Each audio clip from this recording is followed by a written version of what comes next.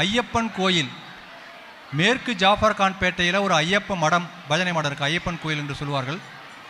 அந்த ஐயப்பன் கோயில் டியூஷன் சென்டரிலே படிக்கக்கூடிய மாணவ மாணவிகள் இப்பொழுது சூரசம்ஹாரம் அந்த நாடகத்தை நடத்தி காட்டப் போகிறார்கள். ஹரி ஓம். என் பெயர் பா எழிலரசி. நான் 7ஆம் வகுப்பு ஆ பிரிவு படிக்கின்றேன்.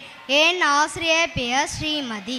நான் அனன்யா ஃபவுண்டேஷன் நடத்தும் மாலை நேர வகுப்பில் படிக்கின்றேன். நான் இங்கு வந்தது நாடகம் நடிப்பது. காட்சி 1. இந்திரன் சிவபிரானை சந்தித்தார். பெருமானே, பெருமானே, சூரபத்மனின் ஆட்சி கொடுங்கோல் முழுவதும் நடைபெற்று வருகிறது. பூமியில் யாவரும் சுகமாக வாழ இயலவில்லை. தேவர்களும் இதிலிருந்து தப்ப இயலவில்லை. அனைவரையும் சிறையில் பிடிக்கப்பட்டு உள்ளனர். நாமும் அவன் பிடியில்தானுள்ளே. இதற்கு பரிகாரம் செய்ய வேண்டும் நாதரே. இந்திரா, நீர் யாவரும் தட்சனின் யாகத்தில் கலந்து கொண்டீர். அதற்கு வெகுமதியே இந்த இழுநிலை. மாற்றாக விரைவில் குமார கடவுள் தோன்றுவாள். யாவரும் கலங்க வேண்டாம். ஐயனே, வேதனைப்படும் வானர்களுக்கு வாழ்வு கொடுங்கள் ஈசனே. என்னிடம் பெற்ற வரத்தை கொண்டு என்னை சேர்ந்தவர்களே துன்புறுத்தும் வசனை அளித்திடுகிறேன். இதோ சத்யோஜோதம், வாமதேவம், அகோரம், தத்புருஷம், ஈசானம், அதோமுகம் என்று எந்த 4 முகங்களை கொண்டு ஒரு குமாரனை கொண்டு சூரனை அழித்து விடுகிறேன். சிவபிரானின் நெற்றிக்கண்ணில் தோன்றிய முருகன் அவர் பிள்ளை பருவத்தை கார்த்திகை இப்பொழுது அவர் இளமை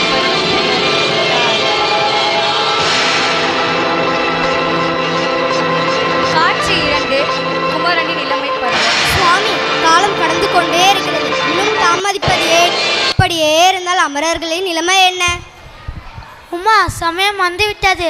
6 முகனின் அறிவும் திறனும் வானவர்கள் உணர வேண்டுமென்று இத்தனை நாள் நாம் அவனை இங்கிருக்க செய்தோம். இதோ இப்பொழுதே உலகமே வீரத்தை உணரட்டும். முருகா, இன்றே புறப்படு. இதுவே தருணம்.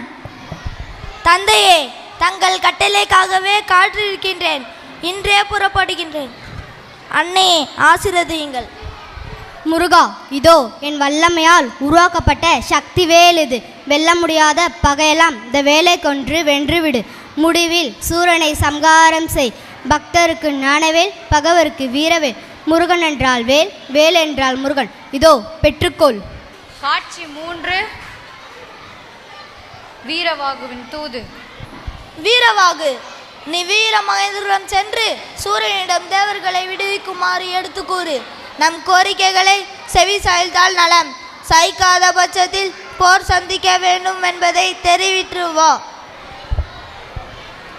வீரவாகு அவர் மாய வித்தையை வைத்து வீர மகேந்திரபுரி சென்றடைந்தார். நீ யார்?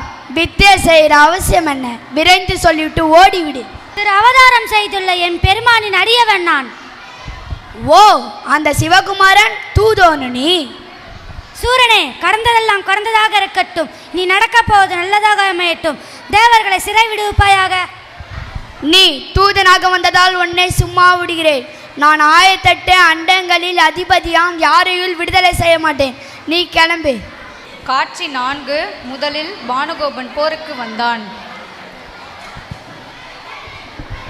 வீரவாகு, சூரனை கண்டாயா? சென்ற விவரத்தை சொன்னாயா? அறிவுரை எடுத்து சொன்னேன். சூரனுக்கு அவன் ஆணவம் அடங்கவில்லை. ஆத்திரம் வந்தது. அமைதியாக இருந்து விட்டேன். இனி வீணாக நேரத்தை கடத்தி பயன் இல்லை. இனி நாம் போர் செய்வதை தவிர வேறு மார்க்கம் இல்லை. முருகப்பெருமான் போர் செய்யும் பொருட்டு எழுந்தருளினார். வானவர்கள் தேவர்கள் ஒருங்கிணைந்து வெற்றிவேல் முருகனுக்கு அரோகரா என்று முழங்கி ஆரவாரம் செய்தனர். பானுகோபா, புறப்படு. வேலவன் வீரவாகி என அவன் படையை வென்று வெற்றின் வாகனுடன் திரும்பி. சென்று வருகிறேன் தந்தையே. பானுகோபனுக்கும் முருகனுக்கும் போர் ஆரம்பமானது.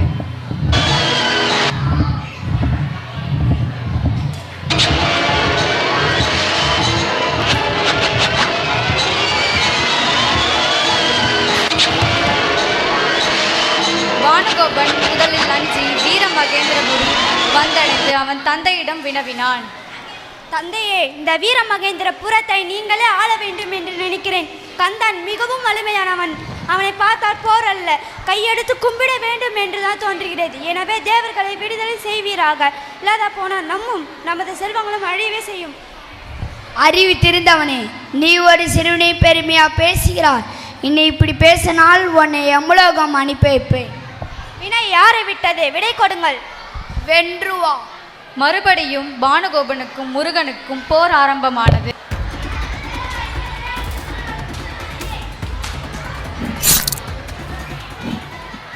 பானுகோபன் மடிந்தான். பானுகோபா தலைமகனே, குமரா, உன்னை பழிக்கு பழி தீக்கிறேன். காட்சி 5. சிங்கமுகாசுரன் போருக்கு சென்றான். நம் சகோதரர்களும் ஈன்ற பிள்ளைகளும் மாண்டு போய தெரியவில்லையா? வந்திருப்பது ஈஸ்வரன் மாறிடும் சக்தி என்று. நன்றி கெட்டவனே. நன்றியை நான் மறக்கவில்லை, போருக்கு போகவும் தயங்கவில்லை. நான் செத்து மைந்தாலாவது உனக்கு புத்தி பெருகிட்டும். விடை கொடு. சிங்கமுகா, ஏன் அப்படி பார்க்கிறாய்? சென்று நான் மீள போவதும் இல்லை, நின்று நீ இந்த மண்ணை ஆளப்போவதும் இல்லை. வருகிறேன். சிங்கமுகனுக்கும் முருகப்பெருமானுக்கும் போர் ஆரம்பமானது.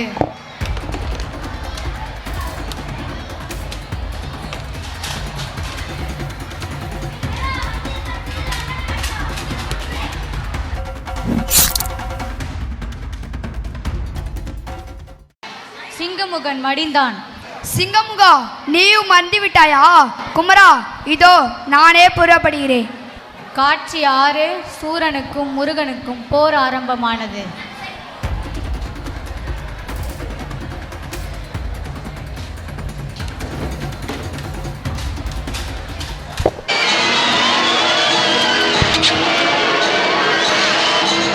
சூரபத்மன் தன் தேரையும் ஆயுதங்களையும் இழந்தார்.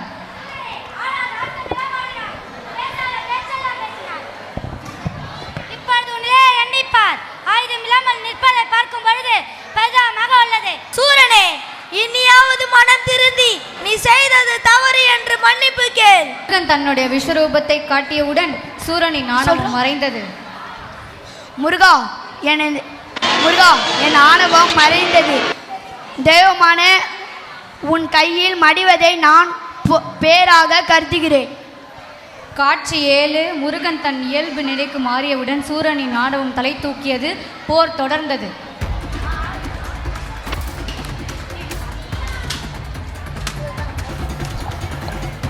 சூரன் தனது மாய வித்தையை காட்டி மாமரமாய் நின்றான். கந்தன் அவனை பிளந்து வென்றான்.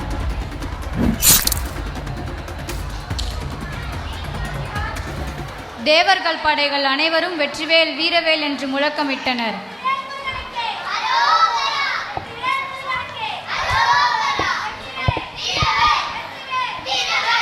மரம் 2ஆக பிளந்ததும் ஒரு பாதி மயிலாகவும் ஒரு பாதி சேவலாகவும் ஆனது.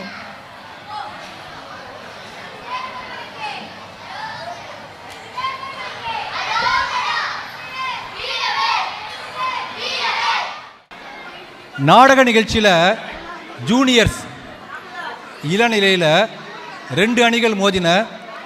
ஒன்று சூரசம்ஹாரம், இன்னொன்று யக்ஷ பிரஷ்னம். பஞ்ச பாண்டவர்கள் கேலி கேட்கக்கூடிய அந்த 2 நாடகம், அது ஜூனியர்ஸில். அதில் சிறந்த நாடக நிகழ்ச்சியாக தேர்ச்சி பெற்றது ஐயப்பன் கோயில் சூரசம்ஹாரம்.